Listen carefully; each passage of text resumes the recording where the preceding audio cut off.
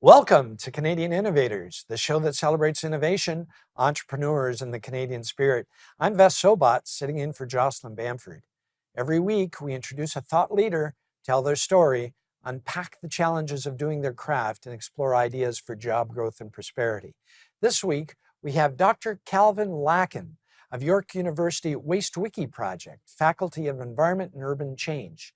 He has spent his professional career advancing waste management research and policy in Canada. Dr. Lakhan, thank you so much for joining us today. I really appreciate the time. Tell us a little bit about the work you've been studying in Sure. waste diversion. So first and foremost, thank you so much for having me. So the Waste Wiki is actually Canada's largest research center devoted to sustainable waste management. And our core mandate is about bridging the gap between academia, industry, and government. So too often decisions are made in silos. So our goal is to use sound science and good data to help drive evidence-based decision making. We're able to achieve this through our pioneering research and a very collaborative approach to problem solving. We work with stakeholders across a very diverse spectrum, and really, what we're trying to achieve is to transform how society views waste, not just as an end, but as a valuable resource. So important. You look around and you hear a lot of folks saying, oh, let's ban this, let's ban that, let's get rid of this, let's get rid of that. But the truth is, the solution often doesn't lie in banning, it lies in managing the byproduct a little better. Would you agree? Absolutely. So, while bans might seem like a simple and decisive solution, the reality is far more complicated. Banning a product doesn't make the underlying problem disappear, it just shifts it somewhere else. So, for example, when we ban single use plastics, we often replace them with materials that have an even higher carbon footprint or might require even more energy and water to produce. And what we really need to address are the systems behind the consumption and waste, things like infrastructure, supply chains, and consumer behavior. Without tackling those root causes, bans risk being symbolic rather than transformative. It's not about banning our way to sustainability. It's about designing smarter, more circular systems that work in the real world.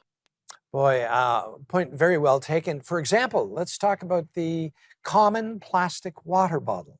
Um, some of the studies I've seen say, in fact, the life cycle analysis of that product is very, very positive. It's very good. There's a reason we use some of these products to carry, for example, clean water. It is because they are very efficient, they're very cost effective, they're lighter, and they do the job properly. What has your study found when it comes to, let's say, plastic water bottles, for example? That's really fascinating insight. And it might be kind of upsetting to people to hear that a single use plastic bottle might actually be a superior environmental alternative. But for the reasons you just described, so the light weighting, the fact that it's extremely durable, we can transport it long distances and avoid things like food waste and spoilage. So plastics play all these really integral functions to ensuring that water is accessible, that water is affordable, and that we have a mechanism to actually reuse the plastic resin and turn it into new bottles. So people often erroneously assume that if you put it in a single-use plastic bottle, it ends up in a landfill and then, stays there forever. The reality is we have very robust recycling systems in place for things like plastic water bottles, and it really is a far more effective alternative when you compare it to something like a glass bottle.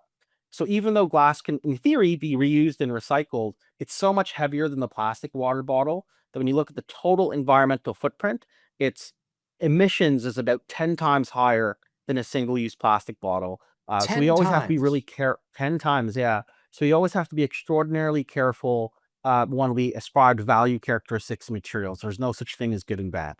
Isn't that interesting? You seem like your research is very pragmatic, which I just love. You bring me back to my days as a student when I used to work at a glass factory, and it was so hot working in the glass factory. Hot, hot, hot. You couldn't bear it in the summers. And then they changed all their production from glass to plastic, and all of a sudden, it was a much more amenable environment for the worker. Yeah. So not so fun fact. It requires more energy to melt recycled glass and turn it into something new than if you were just to make virgin glass to begin with. And so Very you talk interesting. about all the heat that's being generated. It's because it's enormously